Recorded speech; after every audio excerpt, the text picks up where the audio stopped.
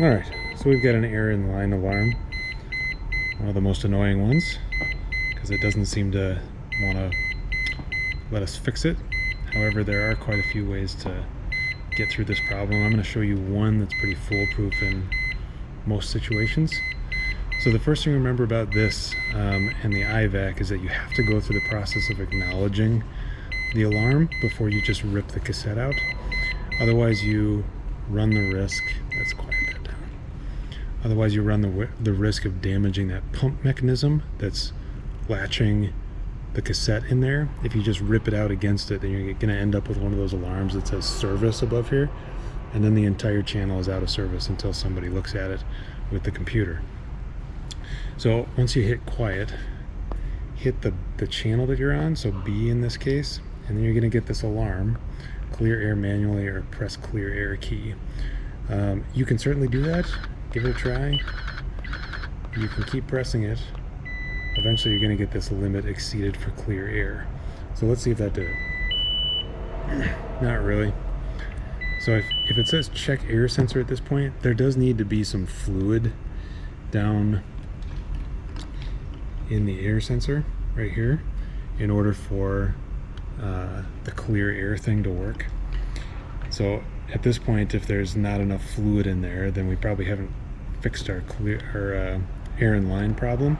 So we've got to do it manually like it suggests here. Finish the acknowledgement by hitting cancel. And at this point, now we can pull this out.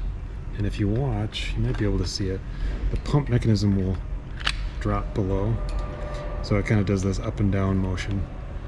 If you don't go through that whole process, then you're going to end up damaging that, and then you have to fix that problem as well. So let's pull this out so you can see it. Really simple fix, but a couple things to keep in mind.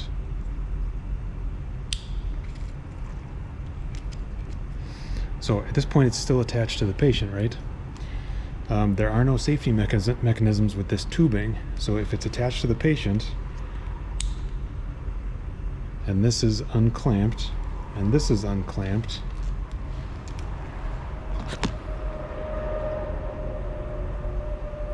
then it's going to find its way into the patient. In order to prevent that, try and get into the habit of always having both of these clamped at all times until you're ready. So in order to clear this air, take the line off the patient just to make sure that we're not putting them at risk. Put this up here.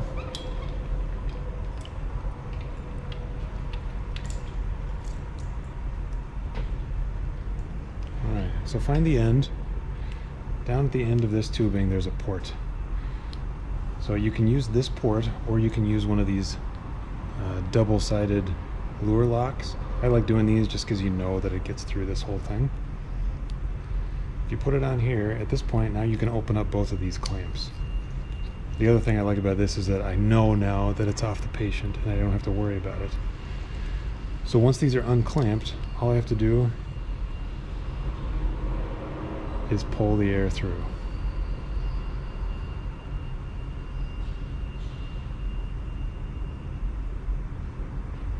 So you can do it just until it gets past this.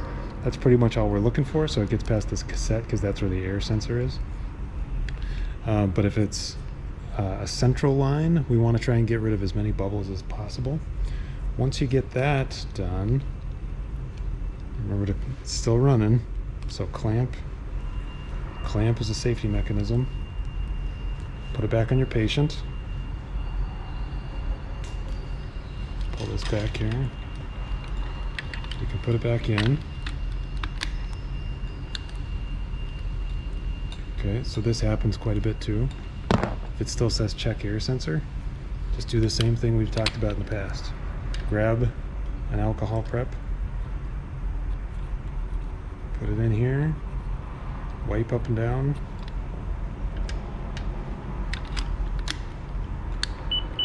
Three beeps, nice and easy.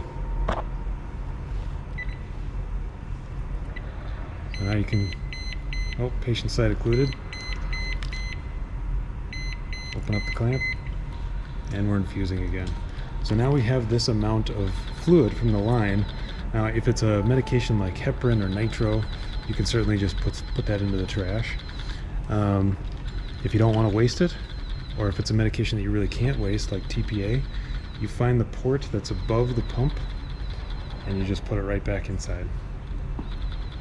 So my recommendation is you stop the infusion, push it back in,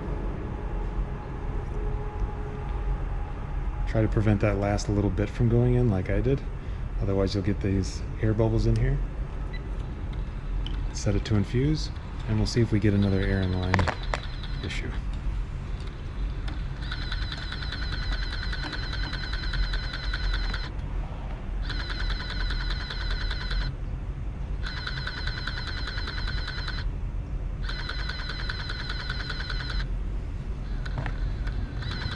Looks like it's working pretty well. That's all you have to do. And if you keep getting those, you just keep doing the same thing. Pull it through, put it back in the bag, pull it through, put it back in the bag. That's it.